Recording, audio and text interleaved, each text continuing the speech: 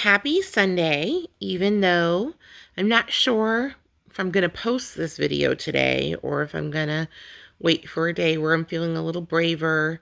But I just knew I needed to get this out today. And I know that I need to share this message with somebody, but right now, in this very moment, it's for me. I'm in bed. It's a rainy Sunday. And, I just have something weighing on me that has been weighing on me for a while. Um, most of you know anybody who's been my friend for a good amount of time. And if you're a newer friend, I lost my mom about a year ago. It was a year in July. And that was, obviously it took a toll on me, as it would for anybody.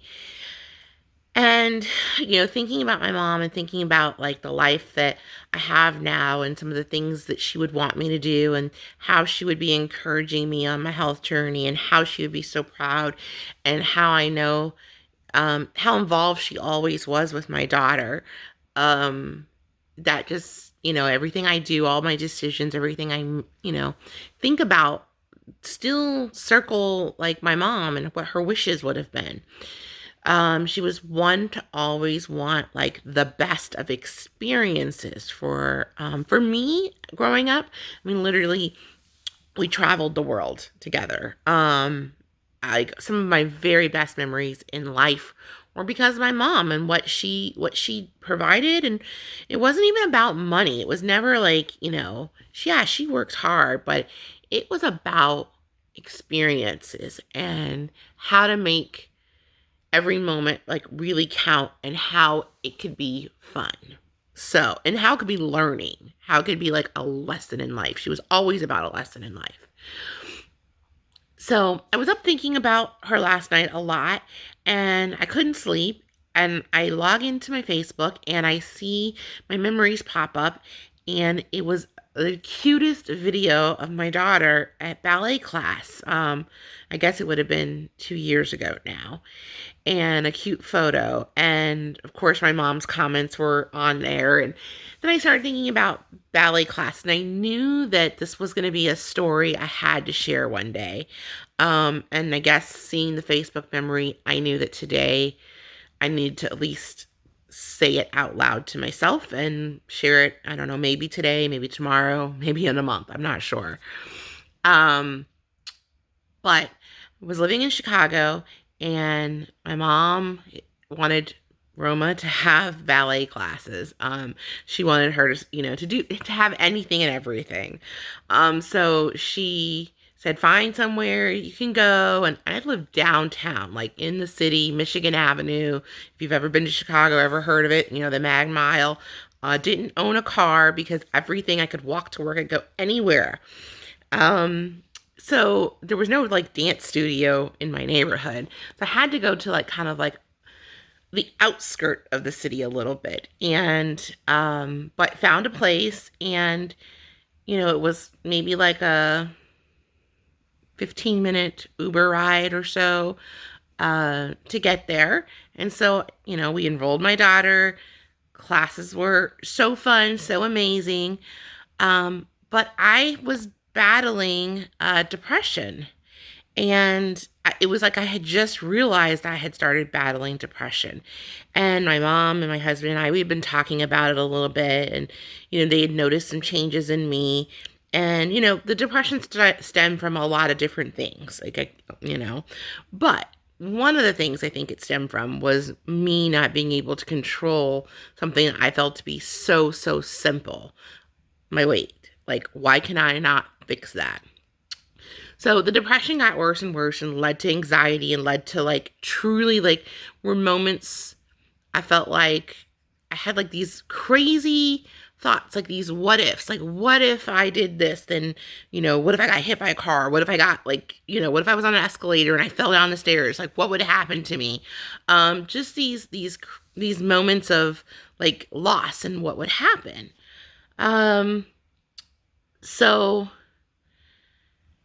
dance classes started to get stressful for me. I think Roma was maybe 3 classes in, and I was, really the only one that could take her, based on our schedule. And I would have to, put her in the Uber, and then and that's where it stemmed from. And then I would have to run around the other side and get in. And one of the thoughts I had is, what if this stranger takes off with my child? And what would I do? Would I jump on the back of the car? Would I run? Like, what would my reaction be? To where it started giving me panic attacks when we would have to go to class. So to avoid that and to not tell anybody that's why, I said, well, I want to start walking to dance class. Now, remember, I'm living in Chicago, and, I think to walk there, sorry, my phone rang, but I was saying to walk to dance class was a lot. It wasn't downtown. I'm pretty sure it took me about 45 minutes one way to get there. And we started dance classes in the late fall. Well, it was Chicago. It got cold really, really quick. So literally, I was walking in the snow with my child in a stroller, bundled up. And I told my mom and my husband it was because I wanted exercise and I wanted an adventure and I wanted to stop and like do fun things with her. So they bought it at first until it started getting really cold. And they were like, Star, you've got to stop walking in the winter to dance class. Like, dance classes was only like once a week. So imagine like maybe 4 dance classes in, I'm like almost in the heart of winter at that point. And I had to come clean and say, well, I can't. I have to walk because I have anxiety. Like, I'm afraid to get into this Uber. And so then I knew I really needed help with that. And I sought some treatment and got medication, and I'm definitely in such a better space. But how this kind of ties into my health journey is I pushed myself physically for my daughter. And yeah, walking 45 minutes is a challenge probably to most people, especially if you're walking in the cold. But I really couldn't walk 45 minutes. I struggled every step of the way. My joints hurt, my body ached to the point where when I would get home, I'd have to go straight to bed and put my legs in the air because the inflammation from being overweight and walking like that would just be like throbbing pain. And which only still just made me worse. It made me so upset that I can't do this. Like, I can't walk my daughter to dance class. So I think when I started thinking about like when I really knew I had to lose weight, again, it was one of those moments where it's just like, I gotta do this. I've got to do this. And I'm so blessed that I have found a program that's easy for me now that I've made that commitment. Now that I've kind of gotten past every uncomfortable moment and every sad moment that I think I could ever have and every anxiety-filled moment, I'm just facing myself. I can stand there, I can look in the mirror, and I can say, I am worth it. Like, I've struggled, I've tried to pretend, I have turned a blind eye to my health, and I'm finally in the space where there is no more excuses. And that's why I share these things with you. And maybe you don't have anxiety, and maybe you're not depressed, and maybe you can walk relatively fine.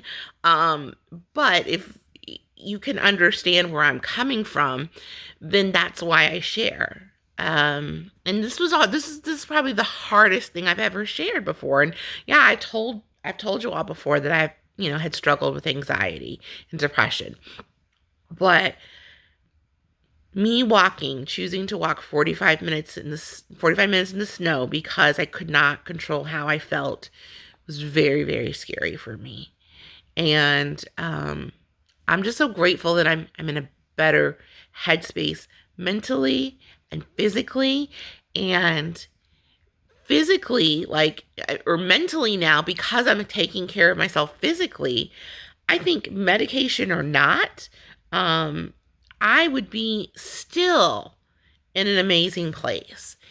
I have been able to reduce my medicine drastically since being on program. And, that might not happen for everybody with anxiety, but for me, it has. At my highest level of anxiety, I was on 100 milligrams of sertraline, and now I'm on 25, and I'm really thinking about taking myself off altogether. I've just got to talk to my doctor, and I want to plan it out. But I feel that confident that I'm in control of myself, and I'm in control of my surroundings and my feelings, and having this as an outlet, sharing, helps me so much because it just lets me face it. And so if you're a client of mine, I don't really push this on you.